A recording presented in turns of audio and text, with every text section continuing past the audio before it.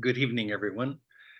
My name's Tex McLeod, and I'm the Vice Chair of Saanich North and the Islands Riding Association, which is Adams Riding Association here. I'm situated this evening in the Sydney area. We're just signing on. I want you to know that we're here. With me is Dr. Martin Wales. And Martin is with SIMRES, and we'll tell you a little bit more about SIMRES. And we're just going to let folks arrive. At the moment, there are 35 of you in, and we're expecting in the range of 80 participants, which is pretty wonderful. Martin, we had some heat in the sun today, and that was an unusual day because they've been cool days. Yeah, they have. I don't know, does that affect Wale? They don't care. They don't care if the sun's shining or not, or? It doesn't make very much difference to what goes on under the surface. But I mean, if it's a really hot, if you get temperatures like the heat dome temperatures, then that will impact, obviously. They seek out cooler waters then, do they? And the other thing is that there is no prey availability. Yes. When it gets as hot as that. Good. For those of you who have just joined us, we're just waiting while people come online. I will formally introduce Dr. Wales in just a minute. And so just hang in with us and we will start shortly. You are joining in on the Voices of Saanich and the Islands. And it's sponsored by Saanich North and the Islands Greens. It's part of the Riding Association. We're in support of Adam Olsen, who is your MLA, if you're in this area. And for those of you who are joining us from other areas, welcome. We're glad you could join us.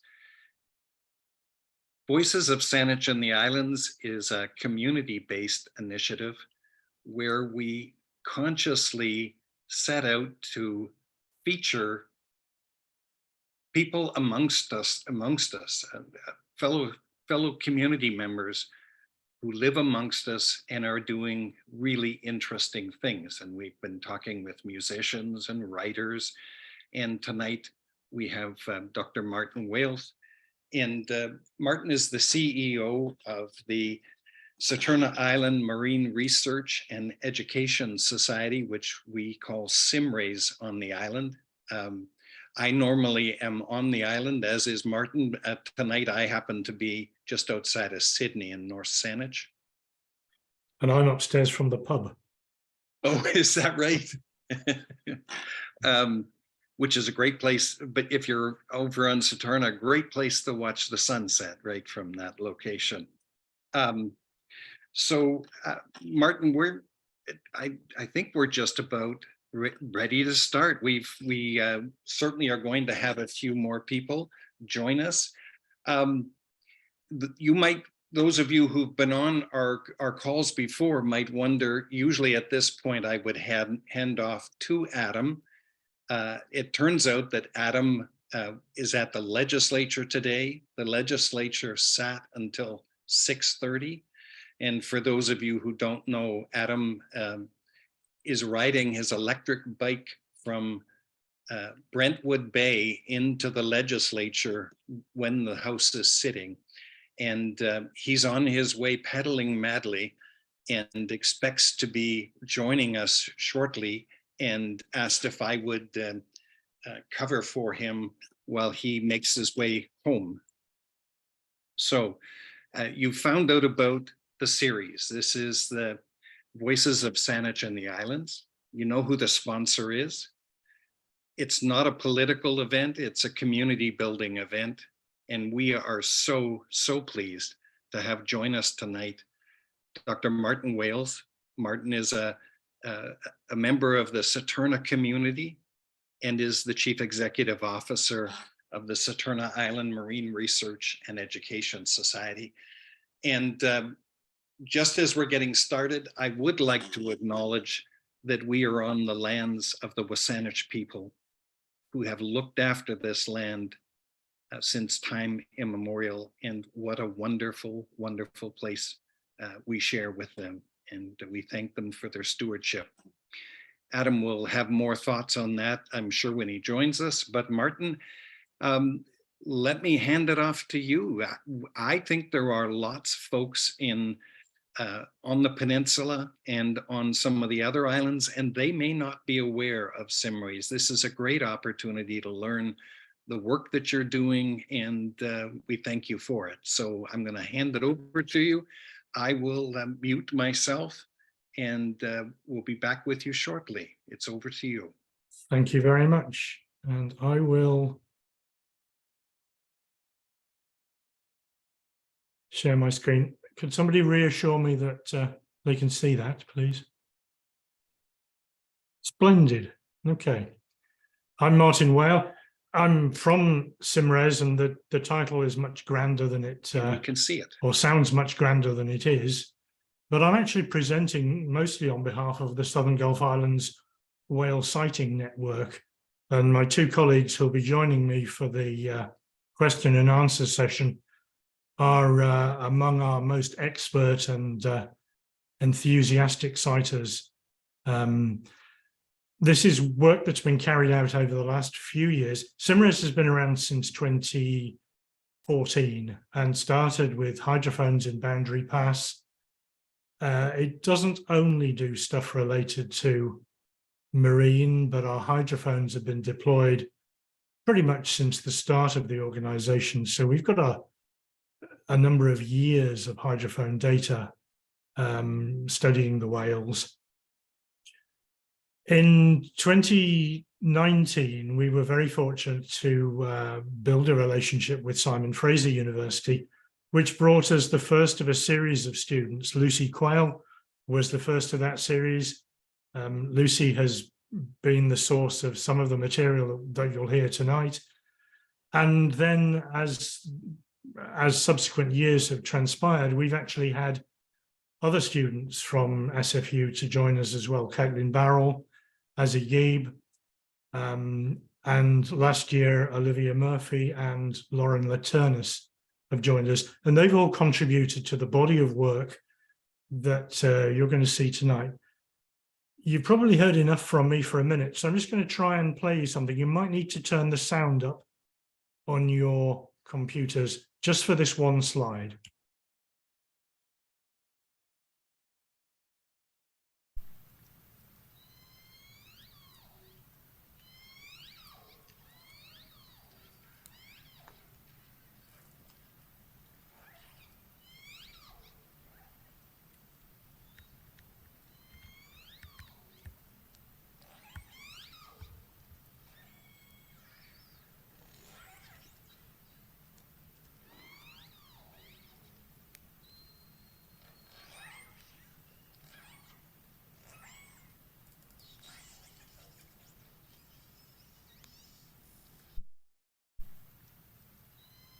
Oops, no, bear with me. Okay, thank you. So that was 2 nights ago from our hydrophones in Boundary Pass, and that was JPod. So who are we? Well, SIMRES, as I say, is the sort of scientific basis, but this presentation is mostly about the sighting network, and the sighting network is a citizen-led network initially based on Saturna, and it initially came about as a result of the pandemic. People were trapped in place, they couldn't go anywhere. They were looking at, obviously, those people who had a view of the sea were looking at the sea, and we had the opportunity to build something that systematized those observations. And this has turned out to be something really quite special. And as I say, it's not anything that I would claim credit for. It is very much a collective community effort. Why is that? There we go. So we're talking about a network of shore-based sighters living in locations with a view of the water. Started on Saturna. Last year included Pender, and we've started to include Mayne. We currently have 53 reporting sighters, and we use a consistent methodology. Everybody is trained, everybody is giving refresher and update training. The focus is on documenting whale sightings and vessel infractions as well in the interim sanctuary zones around Saturna and Pender. And what this is, because hydrophones will only pick up whales when they're making noises and using, for example, automatic identification systems, AIS systems to pick up boats, we'll only pick up boats with AIS on. Our observer methodology is the gold standard methodology for observing these areas. Where are we? Most of you will be familiar with this, but the yellow marks on the map on the right are the boundaries of the interim sanctuary zones off Pender Bluffs and off Cliffside on Saturna. This is taken from an app called Spyhopper, which was actually created by Lucy Quayle, and it shows our 2022 sightings of southern residents all around the area. You can see the international boundary. The shipping channel runs either side of the boundary. So this is a busy area. Transport Canada is responsible for regulating marine environments from the impacts of shipping activities. And the interim sanctuary zones started here in 2019 in southern resident killer whale critical habitat. The southern resident under the Species at Risk Act is designated as critically endangered. So the aim of the sanctuary zones was to provide some refuge from noise and disturbance for foraging. You can probably tell just by looking at the map, they are too small to do that, but they're probably better than nothing. The interim sanctuary zones are adaptive and renewed every year after consultation. Sadly, they don't consult with the whales, but they do consult quite widely, and those things get adjusted each year. And it's part of a suite of southern resident killer whale recovery measures, which is mostly overseen by Transport Canada, but also Department of Fisheries and Oceans Canada and Parks Canada are also heavily involved. Part of that series of measures is a voluntary ship slowdown. It runs from June the 1st to October the 31st. If whales are present, it actually probably ought to run when the whales are present at other times of the year as well, because one of the major findings that we've produced over the last 3 years is that the whales are there all year round, including the southern residents. We see them in most months. This is this voluntary ship slowdown is a child, if you like, of the Vancouver Fraser Port Authority, which is a federal body, and they negotiate with the shipping and have negotiated the slower boats down to 11 knots or less, and the faster boats, the car carriers, the cruise liners, the containers, down to 14.5 knots or less. In 2022, they demonstrated a 93% slowdown reported by the pilots. So it's reasonably effective. And southern residents were seen on 36 of 153 days when the slowdown occurred, which is about 23%. So, as I say, the seasonal slowdown runs June to November. It aims to reduce vessel speeds, to reduce noise, and to reduce ship strike. I would put it to you that the slowdowns to 11 knots for the slower vessels and 14.5 knots for the faster vessels are not the same as what we see in American ports on the West Coast, where vessel slowdowns are typically to 10 knots. And so although this has high compliance, I think it is not sufficient, and it's not there for enough of the time. The interim sanctuary zones are vessel no-go zones with exceptions. First Nations are exempt, as are obviously Transport Canada and DFO and Parks boats. It relates to small vessels for June to November and aims to create safe and quiet spaces for southern residents. It has a low compliance rate, and more of that shortly. So what about the whales? We see a peak in the whales in May through July. But we see whales, as I say, in 2022, we saw them in over 200 days out of the year. There is seasonal variation. That relates to southern residents. It also relates to bigs, or sometimes known as transient killer whales, and to the humpback whales as well. And the whales travel through the sanctuary zones and inside the commercial shipping lane. If a pod of southern residents comes through, it will typically be quite widely spread out because the prey availability density is relatively low, so they spread out.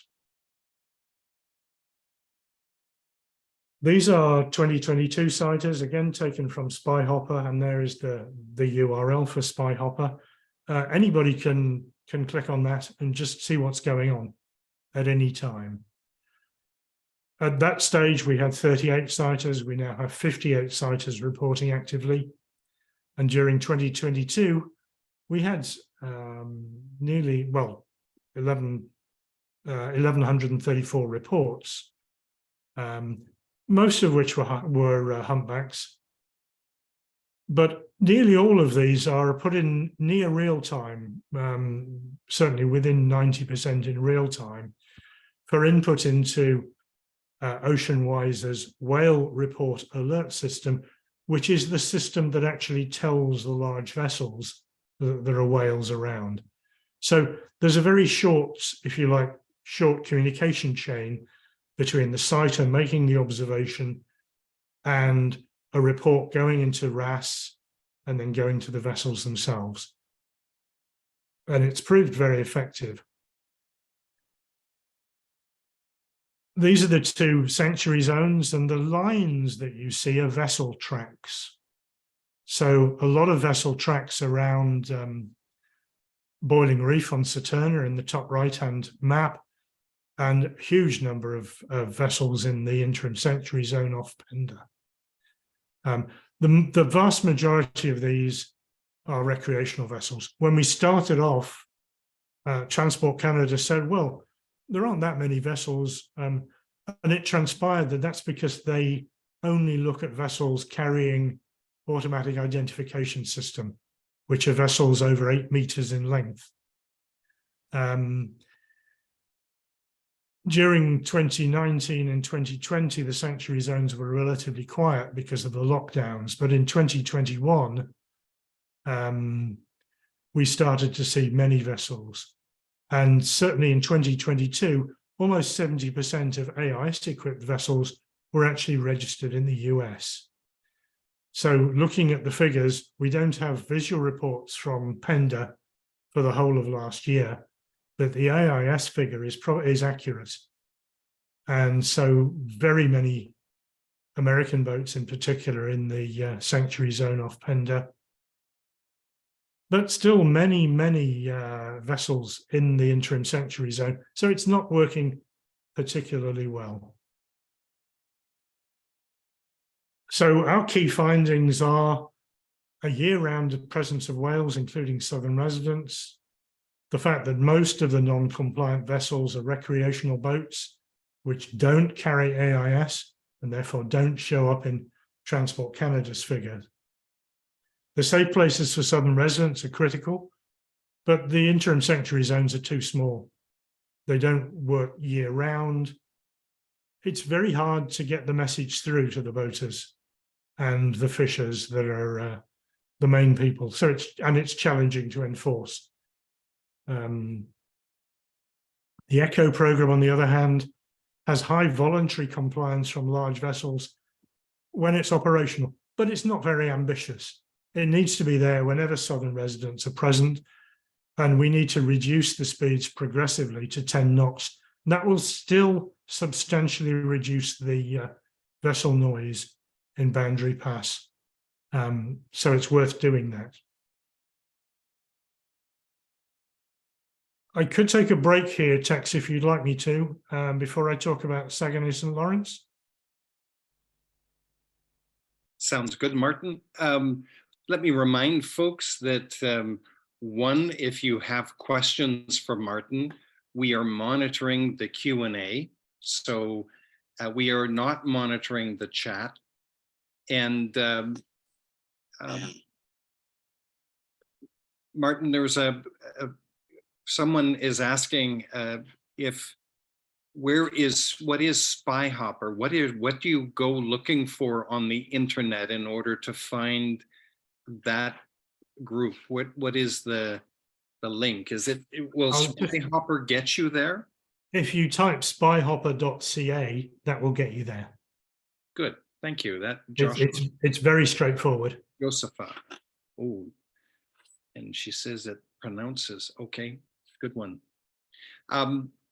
So it certainly would seem that the zone is very small.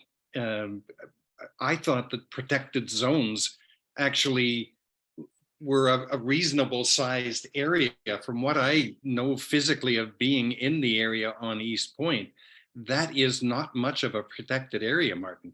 Correct. It's a long stone's throw across, pretty much. There is limited space. I mean, Boundary Pass with the shipping channel in the middle, there isn't a huge amount of spare space on the edges. But the sanctuary zones, I personally think that the Saturna and Pender ones should join up, although you have to make an exception for Bedwell Harbour in the middle. And it should extend further around Saturna and up Tambo Channel, for example, but it's still a relatively small area. Marlene is asking about the lack of enforcement and why is that so challenging? Is her question. This is probably a question which we should discuss with the larger group at the end, actually. Oh, good one. Good one. Okay.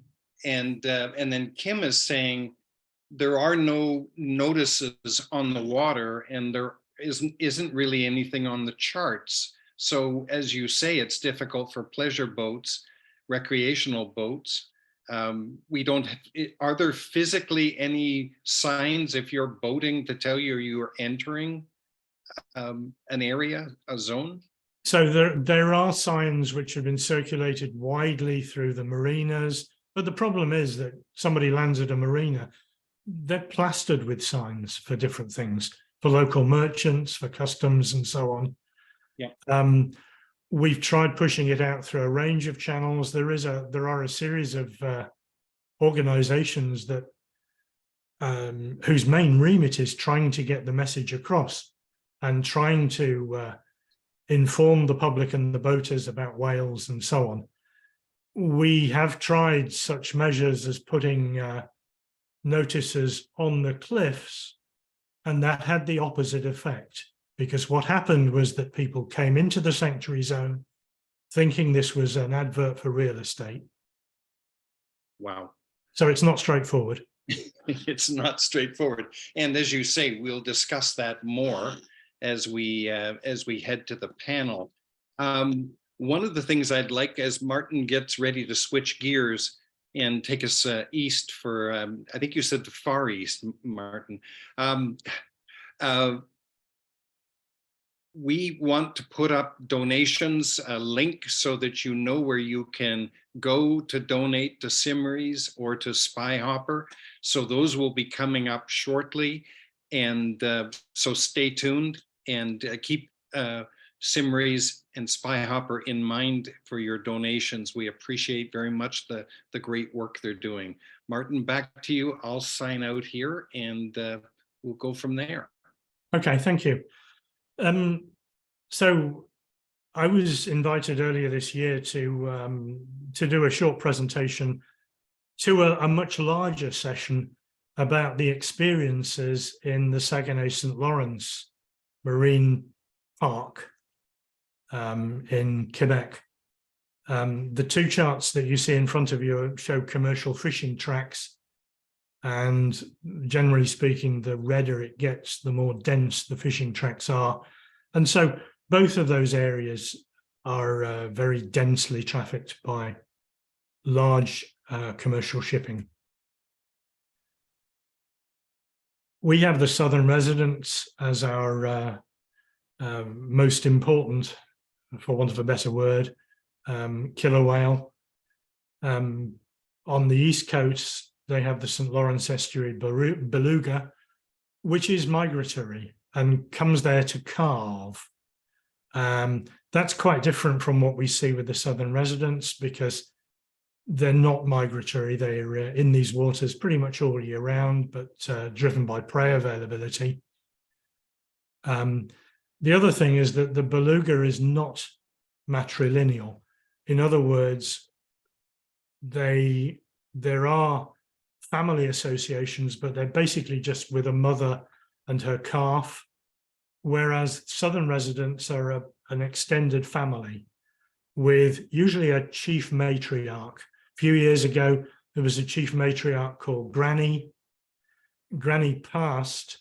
While Granny was around, the southern residents didn't come down Tumbo Channel, for example, on Saturna. And I run the risk of somebody correcting me on that piece of information.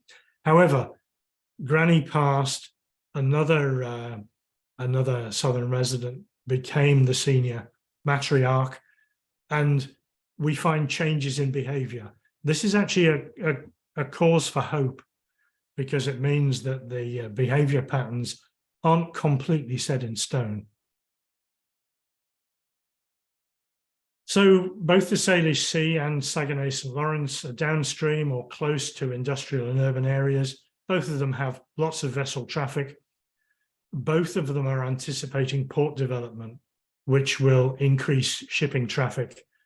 Here on this coast, I don't need to tell you that we have both the Trans Mountain pipeline being twinned, and we have Roberts Bank too, and we can perhaps talk about that afterwards. But in both instances, marine tourism and recreational boating are both increasing in popularity. Both of these whales, though, are of high cultural significance for First Nations communities and coastal communities today. They're in the public eye. Both of them are toothed whales. Both of them are highly sensitive to vessel-generated ocean noise. And because they're coastal, they often use narrow passages which force encounters between the whales and the vessels. These habitats have high biodiversity with lots of other marine mammals as well, but they're profoundly being impacted by climate change, particularly prey availability. And some of the changes that we're going to see are likely to make that problem significantly worse. They're also subject to specific habitat conservation measures. So what are the key differences? Well, Saguenay St. Lawrence has been around since 1998 and was created by Act of Parliament and is protected by the, as I say, by an act of the Quebec Parliament. The provincial voice in that part of the world is very strong. And just part of the marine protected area, the Upper St. Lawrence Estuary Beluga Conservation Area, is 40 kilometres by 15 kilometres wide. And that is a no-go zone for boats during the calving season. And so this is very much a seasonal arrangement, and the whales are seasonal. In the Salish Sea, the Interim Sanctuary Zones were set up in 2019. They're temporary affairs controlled by Transport Canada. Their renewal is considered annually. The provincial voice, I don't understand if there is any legislative voice involved in protection of southern residents. If there is, I've not heard it. The interim sanctuary zones, frankly, are too small to be effective. And although the measures are seasonal, southern residents are present most months. And so that's it's a major problem. But the main issue here is that on the East Coast, the zones have a profound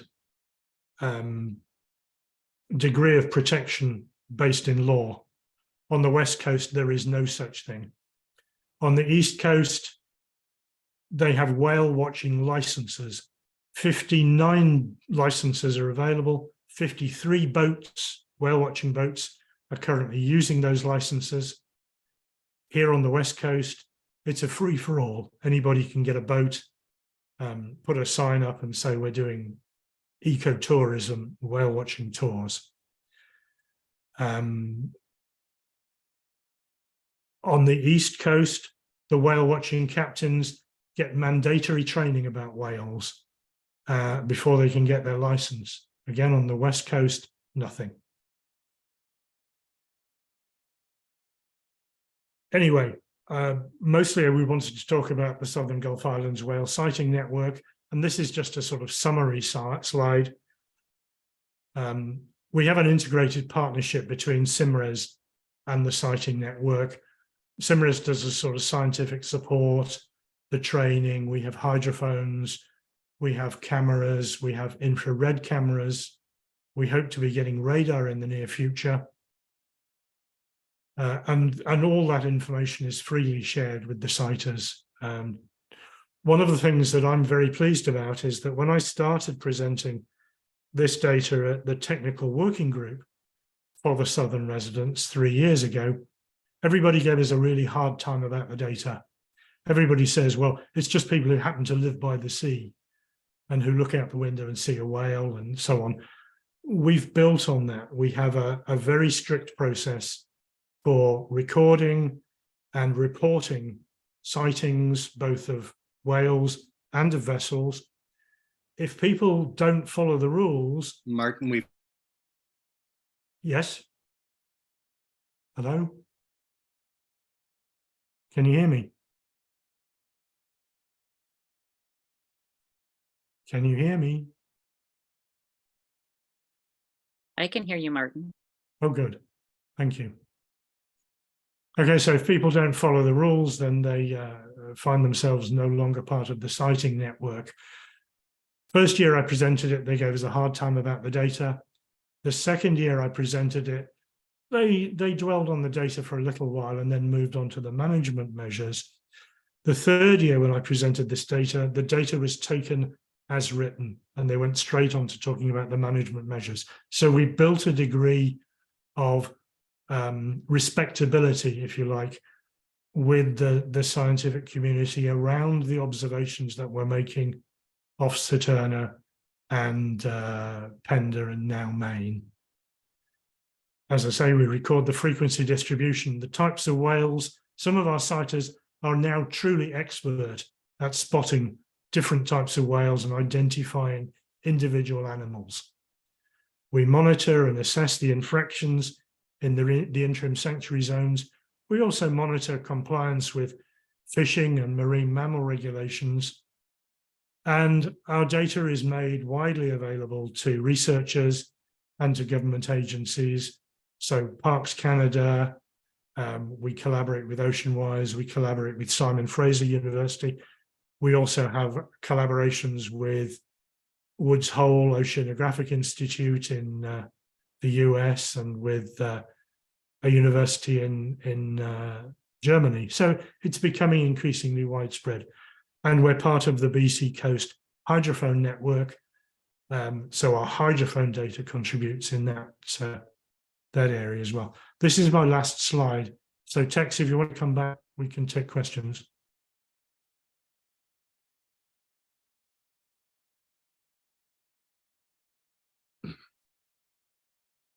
Or not. Hello. We can hear you, Martin.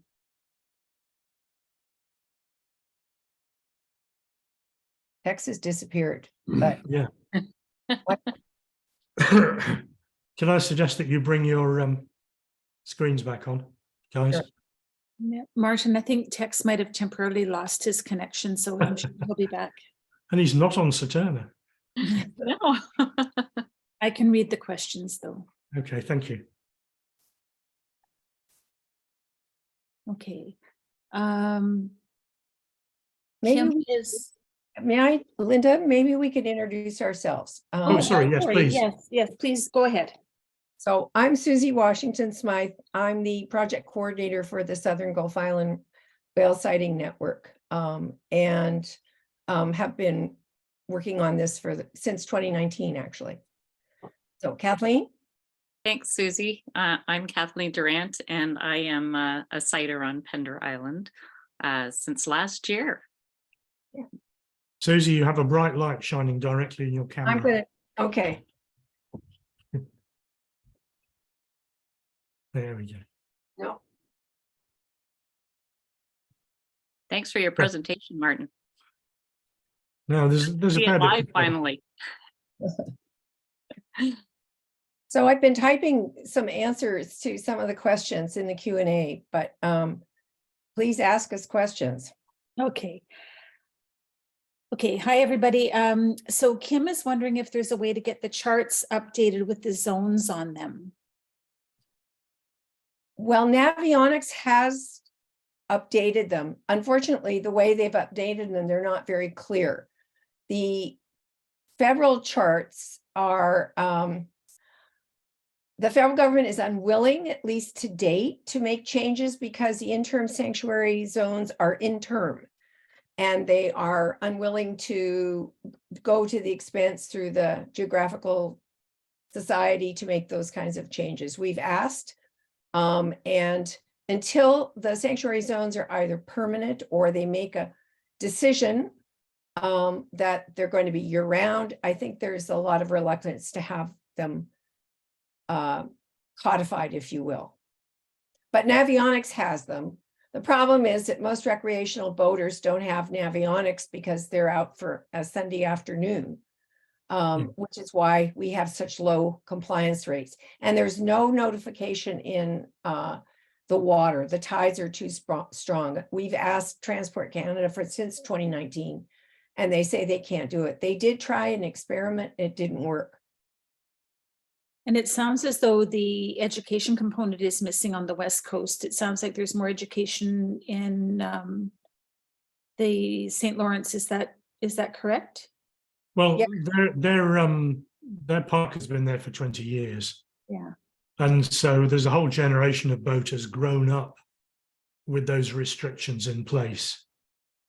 Whereas we have a situation which is newer. There is quite a lot of effort goes into getting the message to boat shows, to marinas and so on. But as I said, if somebody who arrives at a marina with a boat will be bombarded with signage, about rockfish conservation and all sorts of things. Susie. I was to say, you're much more charitable than I am. There in 2019, 2020, they did not go to any boat shows or anything because everything was locked down. And that's when the interim sanctuary zones came about. So you had built-in, I guess, disincentives for obeying the rule. The other thing is that they didn't get any kind of written information out in 2020 before the long weekend in July in any of the years. In the first year, they got it out in August. the second year they got it out sometime in July. And last year they got it out after, I think just before July 1st. So their communications planning and delivery is underwhelming at best, in my view. I just don't think they do a good job. End of story. And their social media, they rely on us. So Martin, you can be as charitable as you want. As somebody who's worked in communication, they suck. End of story. However, the situation is actually slightly worse than that, because we have not heard whether the sanctuary zones or where the sanctuary zones are actually going to be for this year yet. Well, that's because they wanted to wait until after they made the announcement. I understand. Yeah. But last year they waited till late as well. And so the announcement comes too late. So the publicity is delayed getting out. So you're never going to catch up with that. We need something to be permanent, and then we can get stuff out in advance. It's hard for people because some of the year you can go into these zones and some of the year you can't. It's confusion. Some of the years you can fish in certain areas, other places you can't fish. Certain times you really have to stay up on it. And most people just want to go out and have a good time. Yeah. So, Tex, you're back, and we had just started going through some of the questions, but I'll turn it back over to you. We've gone through Kim's question, and I think Julia's is next. Julia's is next. Thank you. Josepha, Julia. Okay, there we go. Is there a mechanism that we can remove the interim status and give it permanent status? How would we do that? Who would make that decision? It would seem there's a lot of political will provincially in Quebec. Do we need to muster that same type of political will here? it's a federal. It's federal. Yeah, so our agencies are federal. I don't understand why there is no provincial voice in this, but you'll know from the way I talk that I'm not from these parts originally. So perhaps somebody can enlighten me. But you're entirely right. They need to be permanent. We need the interim removed.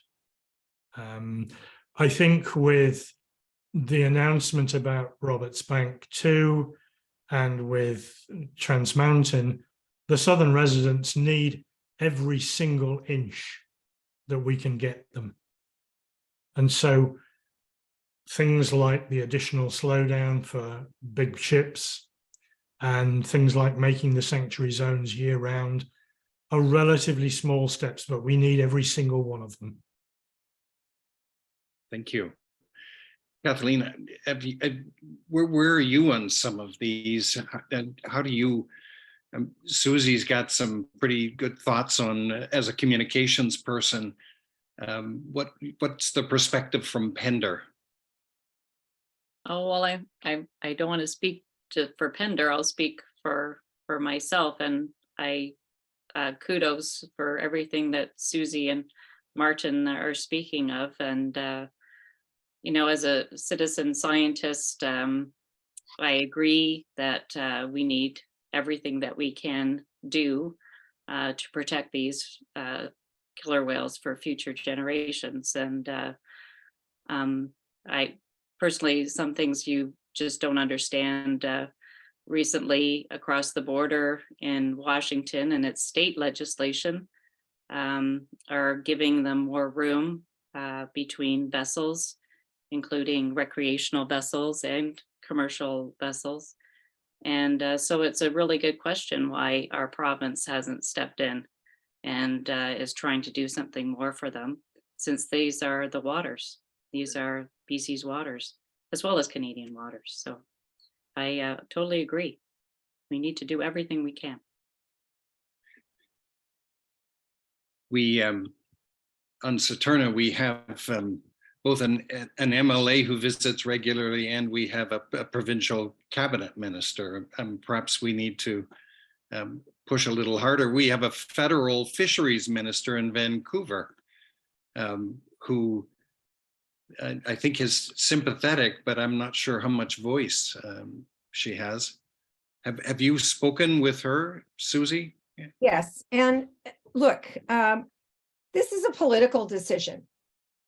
Frankly, most of the protection measures for the southern residents are window dressing.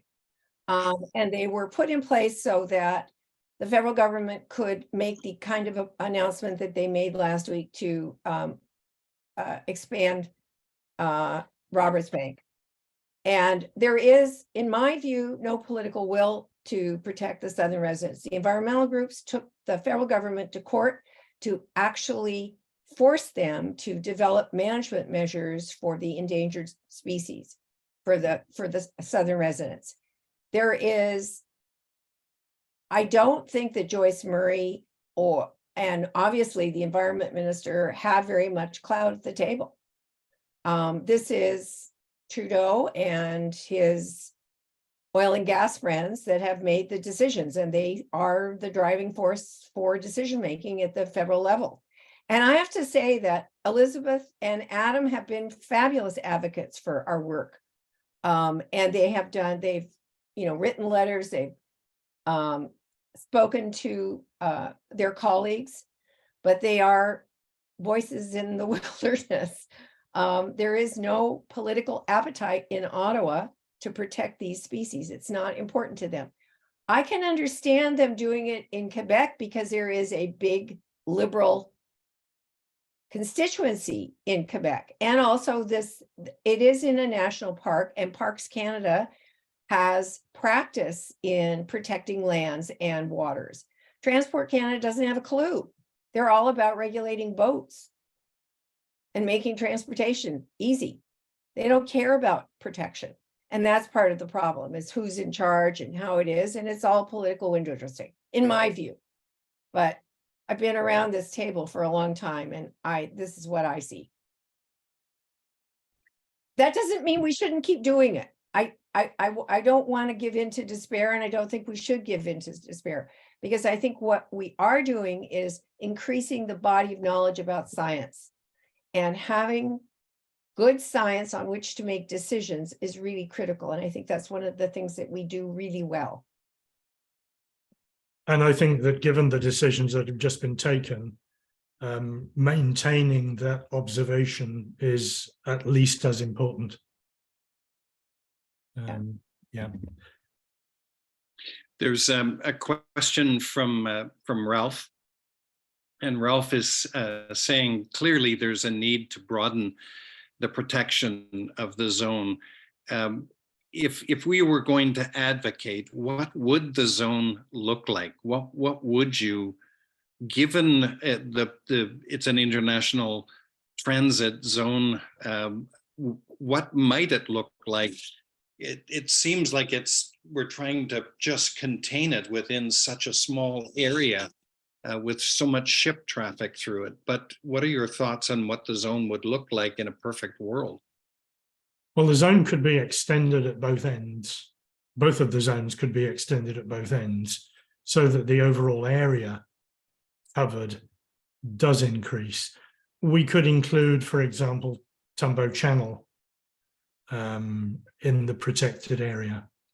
Yes, it has a campsite at the north end, and it would mean that circumnavigation of Tumbo Island would be more difficult, but for the most part, the boats that come in there are fishing boats, are recreational fishing boats. It's difficult because, as Ralph said, the geographical constraints are significant. One of the things is that the arrangements have to be year-round, and they have to be less confusing so that people understand, actually, it's not one distance on Thursdays and another distance at the weekend. It's one distance, as it is in the US now. And likewise, the zones don't turn off and turn on in a way which is confusing. And even for those of us on the island who know this stuff really well, it's a problem. So bigger, clearer instructions year-round, and consistent from day to day. The variability of it seems to lend itself to confusion. Yeah, and to being a good excuse. Yes, yes. I'd like to push it even further. I mean, we need a marine conservation area in the Southern Salish Sea. We also need, within the conservation area, some clear protected areas. And the sanctuary zones could be the formation of part of it, but they're way too small. And as Martin said earlier, one of the things that we've been pushing and we've seen is the need to extend the Saturna Interim Sanctuary Zone all the way to Java Islets, and then the Pender Sanctuary Zone all the way to past Brooks Point, which is so that Plumper Sound channel is available for boats to go back and forth, but that there's a much larger and more contiguous protected area. But this whole area really needs to be managed. Frankly, the fishing closures have a lot to do with why I think we're seeing more residents, well, more orcas generally. And So- one thing I would add, which is a personal view and not a SIMRES view, there is no reason why we should not have a cross international border marine protected area. There is no reason why the whole of the Salish Sea, extending up through the Strait of Georgia, should not be a marine protected area. Yes, with fishing and shipping regulated within that area in a consistent way. A marine protected area doesn't mean things are banned. It means they're regulated in a consistent way. And I would hope Parks Canada would be responsible for managing it, not Transport Canada. Anyway. Yeah. We're away from the science now. Well, you asked us what our dream was. Well, and you know, we do have meetings on a regular basis with our Washington and Oregon to sort of look at the Northwest as an entity and ensure that we're aware of what each other is doing and looking for some common policies. And certainly Adam's family, they knew no boundary between the San Juan Islands and the Southern Gulf Islands. This is a political stricture, and Adam's family are on those islands just across the border, and there was regular traffic back and forth. So it does make sense that there is some sort of contiguous US-Canada protected zone through there. Yeah, but there are other inconsistencies that would need to be sorted out. For example, it is not legal to export thermal coal through any of the ports in the US. So where does the thermal coal go? It goes across the border on trains to Canada and gets exported through Roberts Bank. And is that our Premier John Horgan, who just joined a coal board by any chance? I couldn't possibly comment, but this has been going on for years. This has been going on for years. It's not new. And that we're not talking metallurgical coal, we're talking thermal coal, which in terms of climate change is very bad news indeed. There is no reason why Canada should be doing that. Anyway, Kim is asking, personal view. Martin, Kim is asking if we shouldn't be aligning ourselves with other environmental groups and creating a concerted joint initiative. Is that something that we've tried that I'm not aware of? Can I speak to that, please? Please, yes. We do work with the other environmental groups. We mostly do science, but we work, in fact, Rain Coast is very active on Pender. They're part of our siting network. We have a collegial and close relationship with Georgia Strait Alliance. We also work with CPAWS, Canadian Parks and Wilderness Society. So yes, we do work closely with the other environmental groups. And I believe that the environmental groups will be, it's not over yet, I think, in terms of Roberts Bank. And whatever we can do to provide good science, if it's required and requested, we'll be happy to do. But that's really what we're able to do.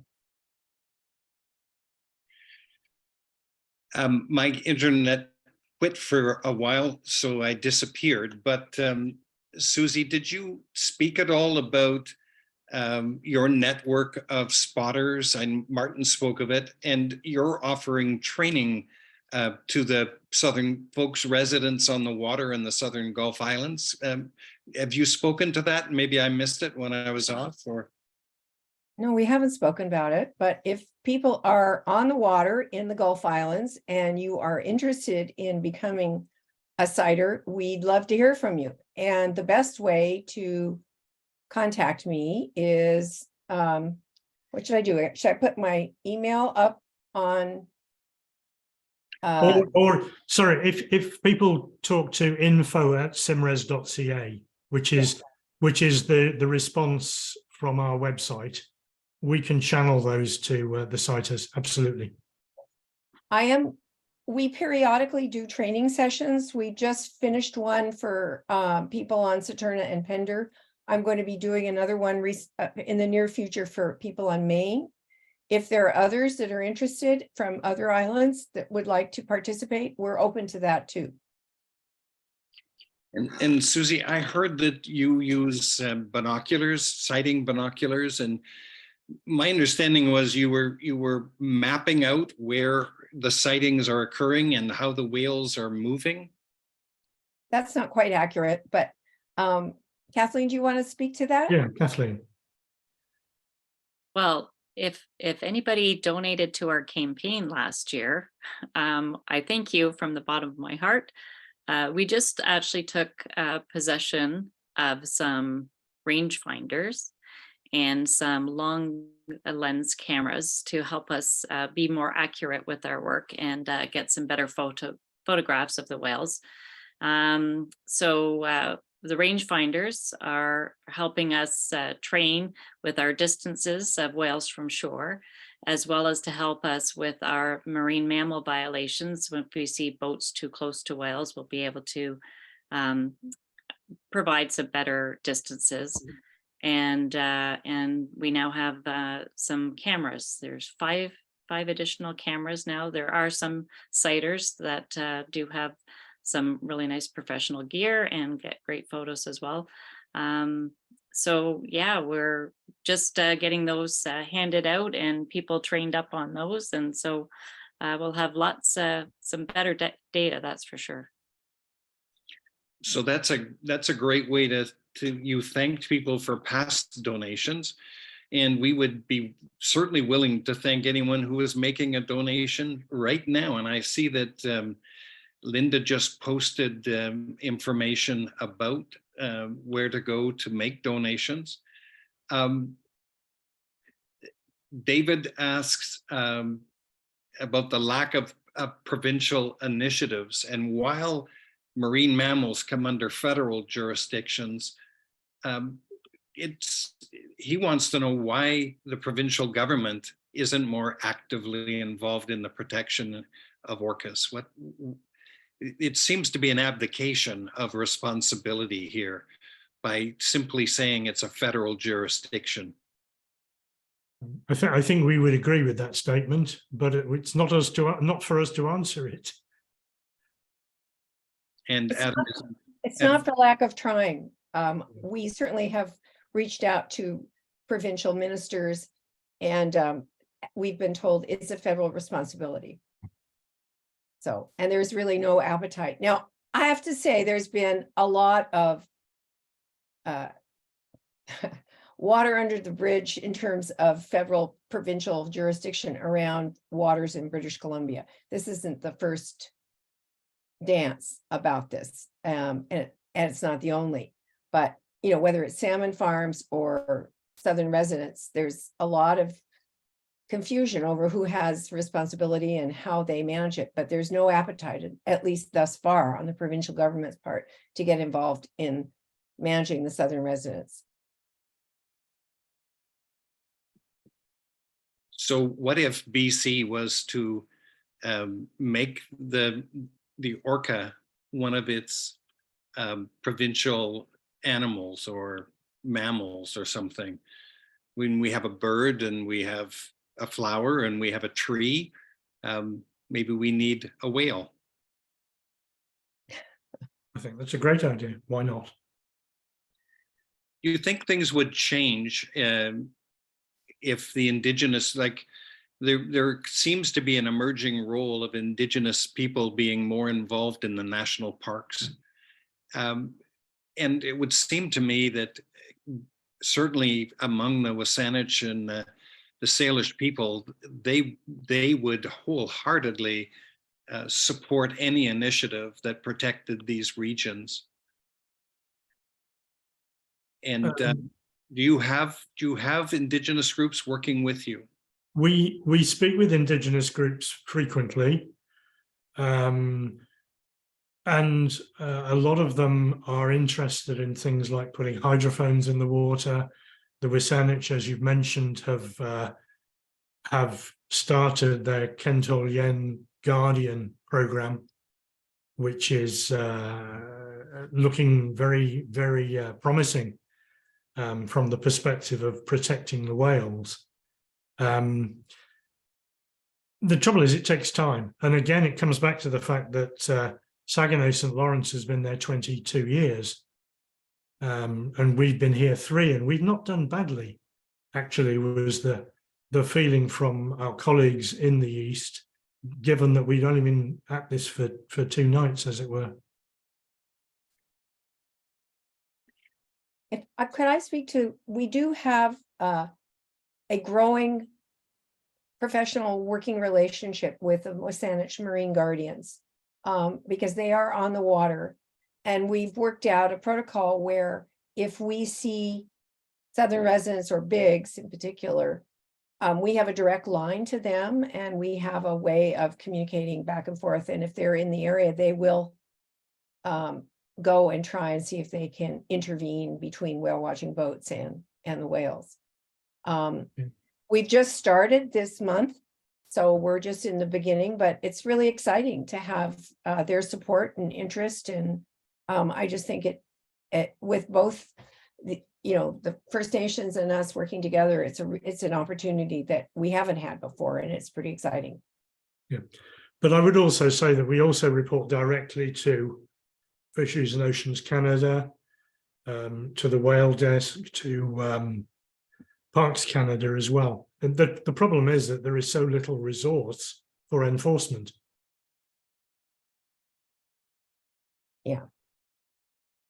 Harry Hoffman says that he's on Phillimore Point on Galliano, and he's wondering, since Galliano hasn't been mentioned, would it be valuable to have someone spotting up in that part of the Salish Sea, Susie?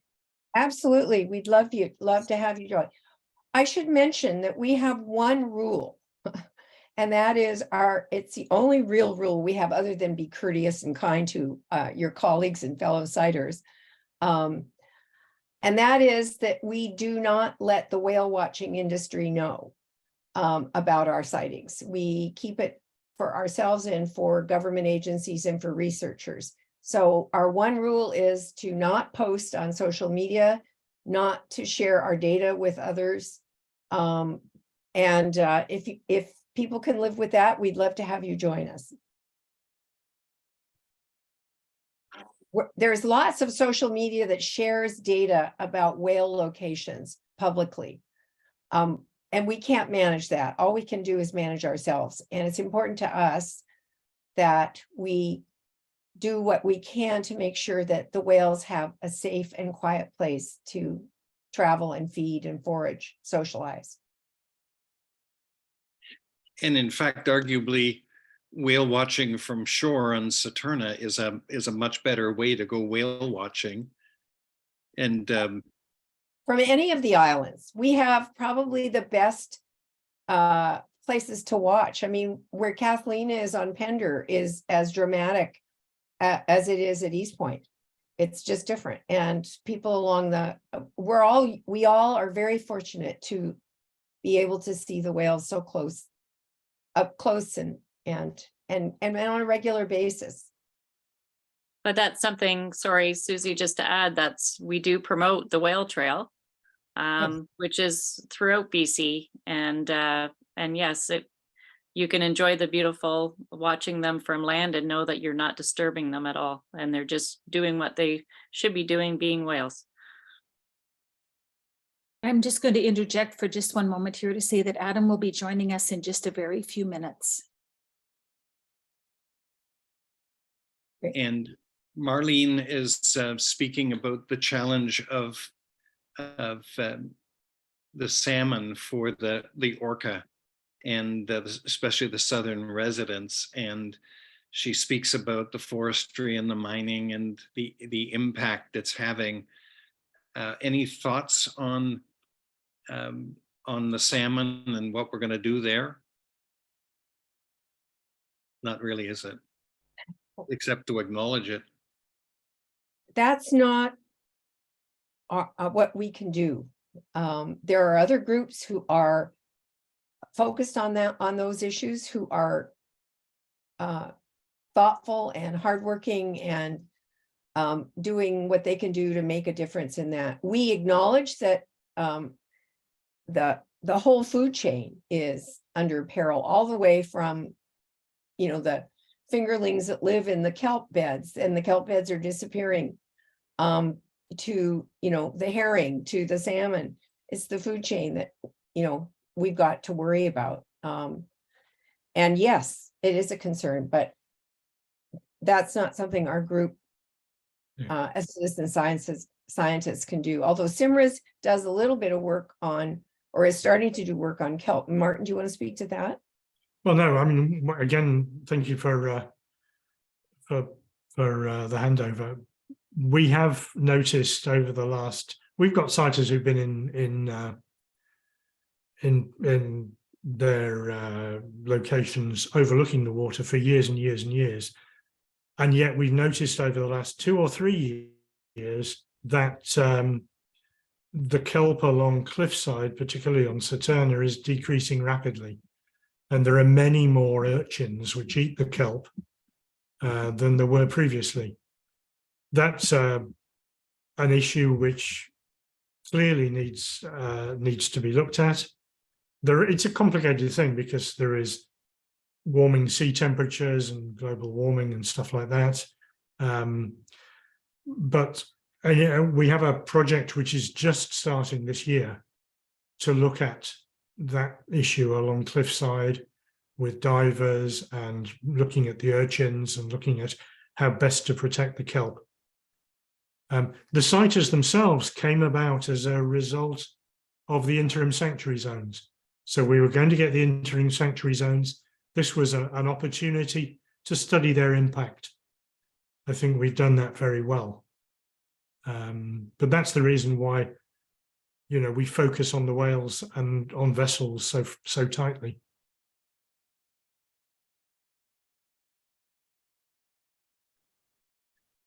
Alex wonders, could we not just look at the language and the legislation, since it's provincial regulations? Could we not look at that language, and wouldn't it give us a turnkey to then put that in front of the BC regulators, in the sense someone has already passed the regulations, already created the protection zone? Could that not act as a template, and could we not replicate that and put it in as an issue in front of the BC legislature? I'm not sure I understand the question, but the interim sanctuary zones are created by the federal government, not the provincial government. They're federally regulated. Marine mammals are a federal jurisdiction, not a provincial jurisdiction. That's in law. So I don't know, I don't understand the question, I guess. We'd love it if the province weighed in. They should.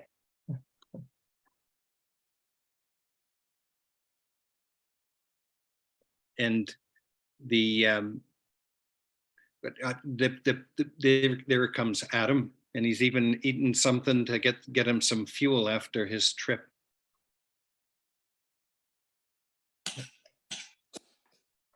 Adam, welcome.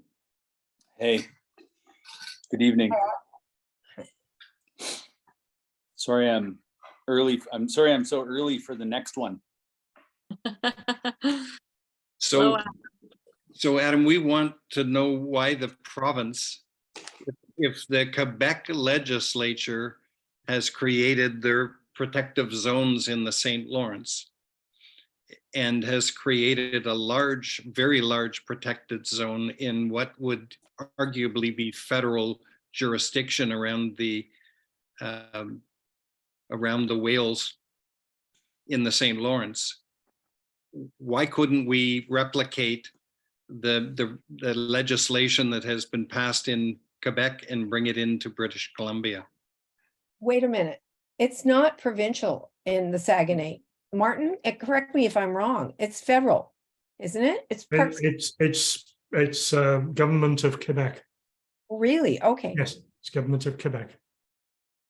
But Parks Canada manages it?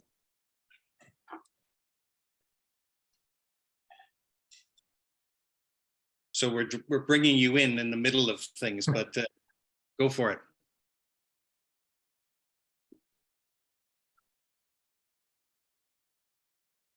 And Adam is frozen, I think.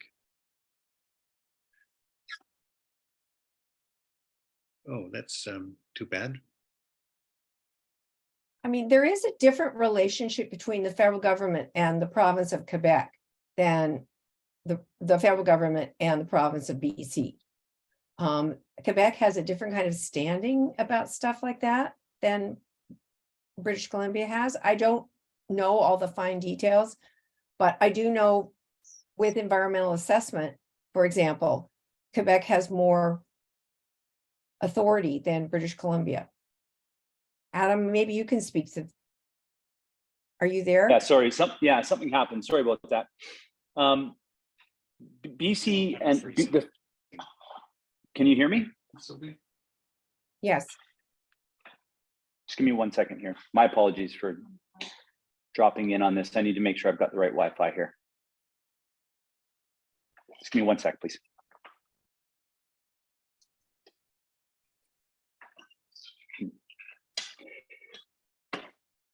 So it is an option. I think all of the Atlantic provinces have got their own Marine Coastal Protection Act. And what it does is it further defines the powers and how they're defined between the federal and the provincial government. And I don't know what the Quebec laws, I've not looked at the Atlantic Canada laws, but I can say that they have a different relationship than the BC provincial government has. And one of the things that I've been advocating for, and I think others, CPAWS has been advocating for it, and I think it is one of the mandated goals that Nathan Cullen has, is to either develop a Coastal Protection Act for British Columbia, or to begin to work with the federal government to further define. Because one of the things that we run into all the time, Elizabeth and I are constantly struggling with the shifting responsibilities from one jurisdiction to another. And I don't think that it completely goes away with these acts, but it certainly, I think, clarifies the roles and responsibilities within the jurisdiction.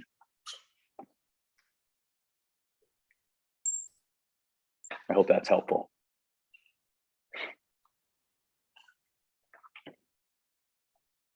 Yes, thank you. You know, I'll be up with Nathan Cullen in budget estimates, where I get a chance to ask him questions like this. It was supposed to be today, but part of the reason why I got stuck down in the legislature was because I was debating pay transparency legislation for right up until the bells and adjournment. So I'm hoping to be able to ask Nathan these questions tomorrow.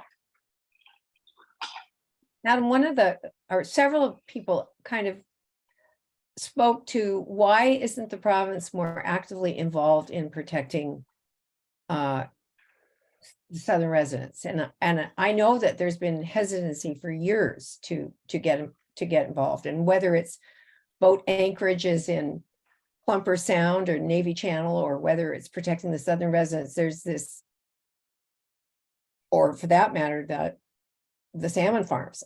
There is this conflict between the federal and provincial jurisdiction. I don't know quite how to describe it, but it doesn't work. No, our federation is fundamentally flawed in a variety of different ways, and we run into it.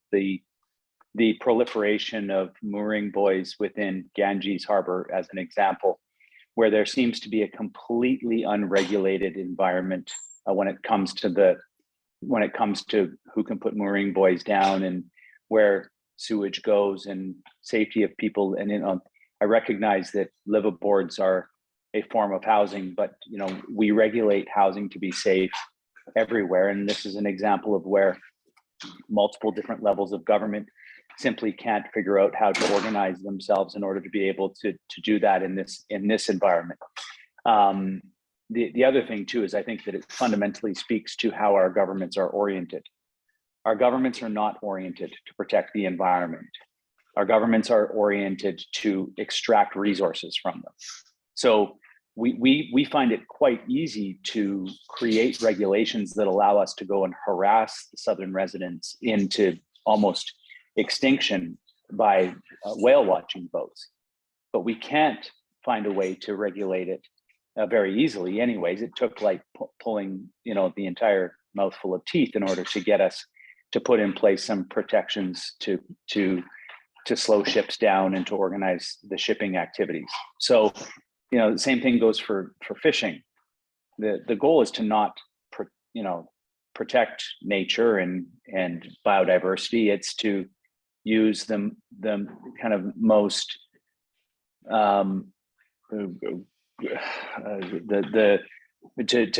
use the biggest net possible to harvest as many as you can, and that's been our resource extraction mentality. Whereas the Strait Salish people had a perfectly good salmon harvesting technology that showed how we could do it in a very sustainable way and not have to actually give up much of the economics.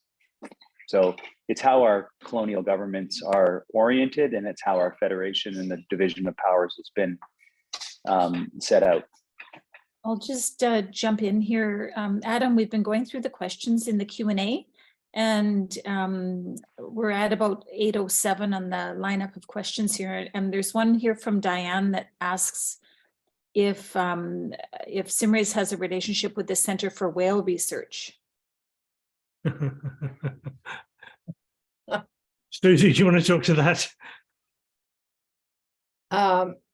You're more the diplomat than I am. Okay, so we started off, particularly the work with the CITES, focused very much on what was happening in our waters and with our interim sanctuary zones. The Centre for Whale Research has done some good research, but has received significant amounts of funding from the whale watching industry.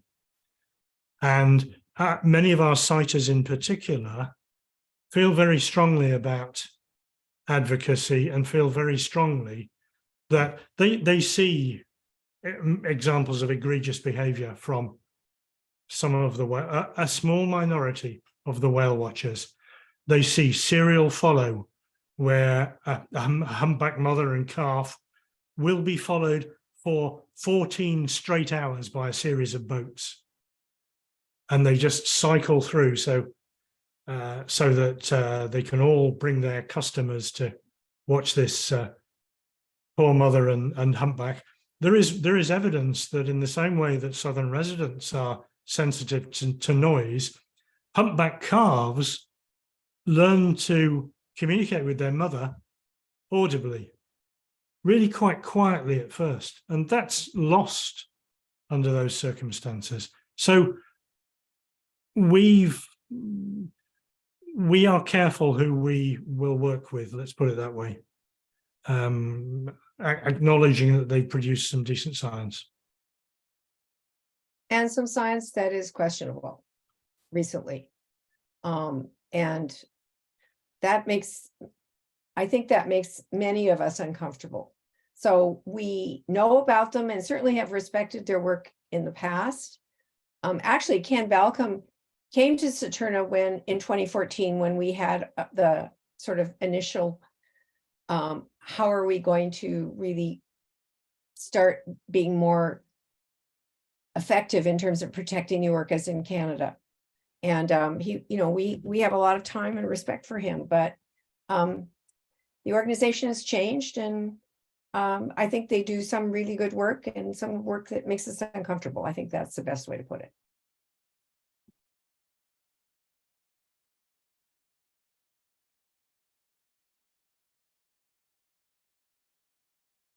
Thank you. I'll just enter this one question, then I'll turn it back to text. But there's one from Heather, who is on the Saanich Peninsula overlooking Moresby Passage and who has seen occasional big sightings and is wondering if those sightings would be of use to your network.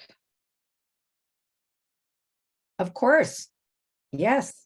Why don't she, if she's interested, she can write to info@simres.ca and we'll get back to you. Happy to have people on the Saanich Peninsula that see whales part of the network.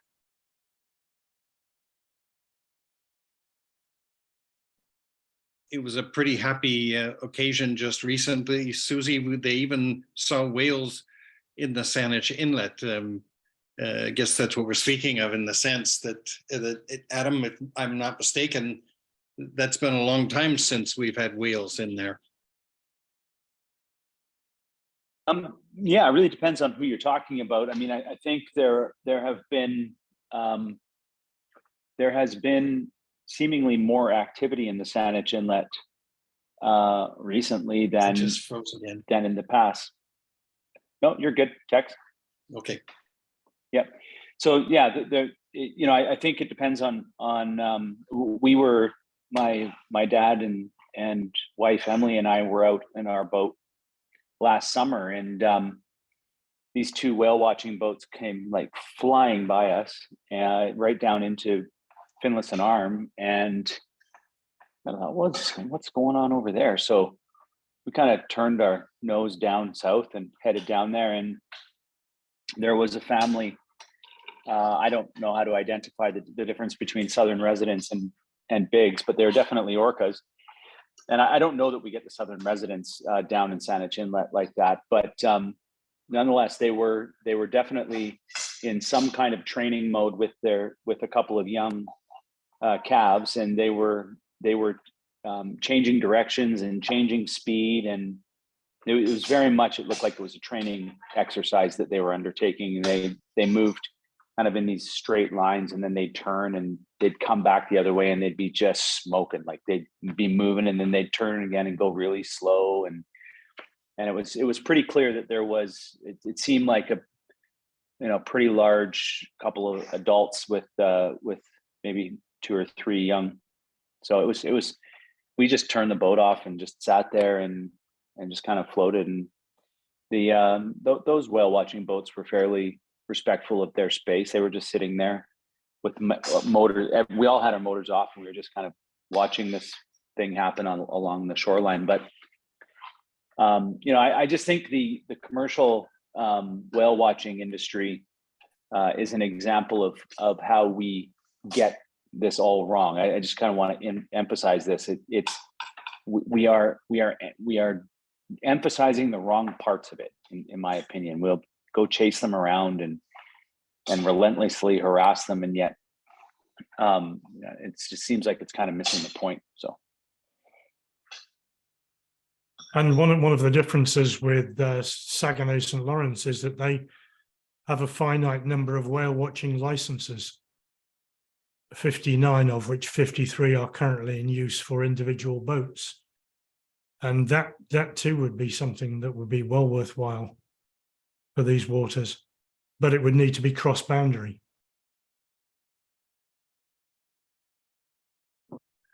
Do the whale watching boats go cross boundaries and, or Yes, do they? Yeah, okay. Oh, yes, and absolutely. Do they ever?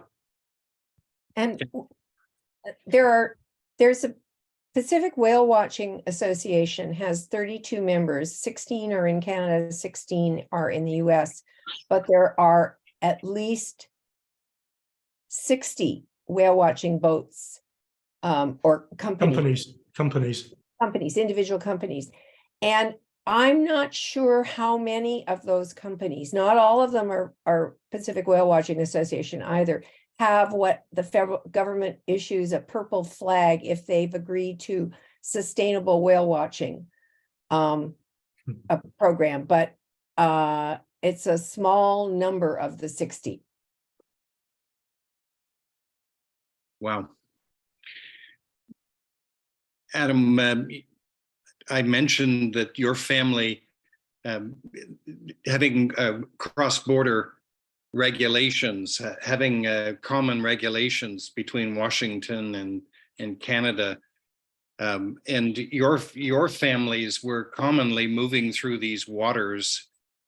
Your family has family in Lummi, and this is very much a part of your territory all through this region. And we were wondering, I was asking about the role of the Indigenous community in leadership in working on these issues. And I was very pleased to hear from Susie that there is a growing relationship and working together. Yeah, I think one of the issues that we face is that, like, for example, when my uncle Charles Elliott Mossman passed away a couple of months ago, we had some family members from Mitchell Bay on San Juan Island come over, the French family who are part of, going back 3 generations, there were these 3 sisters, Marianne Olsen, Mary French, and Cecilia Elliott. And between those 3 sisters, they are responsible for many of the families here in Saanich and on the other side of the border. And we would pass regularly with the tides across from Saanich Peninsula over to San Juan and back, and make our way through the islands, and had villages, of course, and relationships all the way through. In addition to the federal provincial division of powers that is very confusing and often frustrating, the international relationships are very frustrating and challenging as well. One of the things that I often look across the border and lament is the fact that much of the powers that I think, many of the powers that I think would be very useful for us to have provincially so that we could manage this business locally, they have at a state level there. And so, like, managing the water and managing, even managing the fishery to some extent down there, the Bolt decision as an example of that was in the early 1900s. So with all of these different governing jurisdictions and the division of powers being so messy, it makes a concerted effort, it makes a coordinated effort that much more difficult to accomplish. And there's no lack of goodwill. I mean, this conversation, I'm just coming in at the very end of it, but I assume there's tons of goodwill around the area. In fact, I know there is, and SIMRES is the example of that. However, it's the ability to turn that goodwill into good work that becomes very challenging. Let me just take you to the Q&A. We have a message from Aaron Glass, who's the executive director of the Pacific Whale Watchers Association, who has informed us that a vast majority of professional whale watching companies in BC, at least 30 members of the PWWA, have signed the Sustainable Whale Watching Agreement. So Aaron was wanting to read that into the record.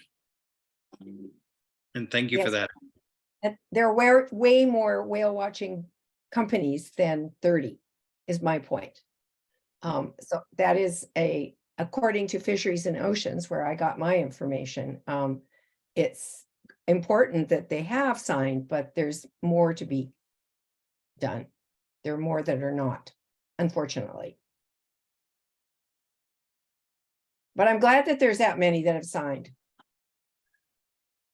So we're pretty much coming up to the end of our time, and we'd like to thank our guests this evening, Kathleen, Susie, and Martin.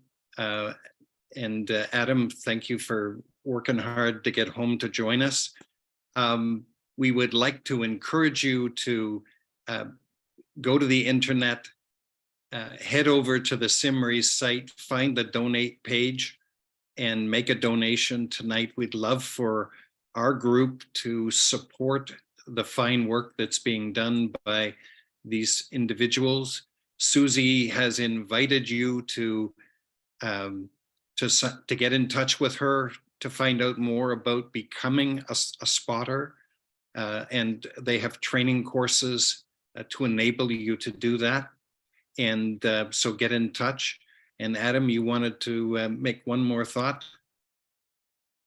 Yeah, I want to acknowledge the relationship, the historical relationship between these magnificent creatures, these families, and the relationship they had with the Saanich people and the South Salish people, and the relationship that we have today. And I think that, I recognize that some sharp comments have gone to the whale watching industry, but it doesn't represent the relationship that has been here historically. Following these whales around to watch them would be antithetical to the way that the relationship has existed here for hundreds of years, since time immemorial, where we related to each other as family members. So, I mean, I guess if the relationship is for us to follow each other around and just watch each other, and maybe that's what we do on social media, I'm not sure, but probably for a different sociological conversation. I think it's important to acknowledge that there was a very functional relationship here that is far different than the economy that has grown up around the place that these whales have existed forever. The shipping economy, the whale watching economy, the fishing economy, all of it is working against the survival of these families. When historically, there are stories in Saanich of how our families, when the sockeye fishery was very low because of landslides, or for one reason or another, it was a bad fishing season. There are stories in our kind of in told by our elders that they would call the whales and let them know of the very destitute situation that we were in. And those whales would round up Chinook and run them up into our nets that were designed for sockeye. And you can take those stories for what they are, but it does indicate. My uncle talks about the time when he knows that his great aunt was one of the last people that could communicate directly with those whales. And she told the story of how she called them to her canoe, and the matriarchs came to her canoe, and she introduced them to her sons who were fishermen. And she said, "My boys are going to be fishing and I want you to look after them." And that was the relationship. So there's certainly a much different, and we're in a modern time now. That's a different time. But I just really hope that I'm not speaking too sharply to any one industry. I'm just saying that the way we relate in general to these magnificent creatures, these families that have existed alongside us since time immemorial, it's the whole relationship that I think that SIMRES is understanding, and the people that are in love with these whales and these in the Salish Sea that I represent. I just wanted to acknowledge the important work that you do, and to recognize how it more closely reflects, I think, the relationship that we've had with the Kolthalamachin going back since time immemorial. Thanks, Lucian. Once again, thank you, Kathleen. Thank you, Susie. Martin, thank you so much. Linda behind the scenes, Alex behind the scene, thank you. And thank you to all of you for joining us this evening. Don't forget to go over and click on donate. Thank you very much. All the best. See you Thank another you. time. Thank Bye you. for Good now. night. Bye. Good night, everyone. Good night. Good night.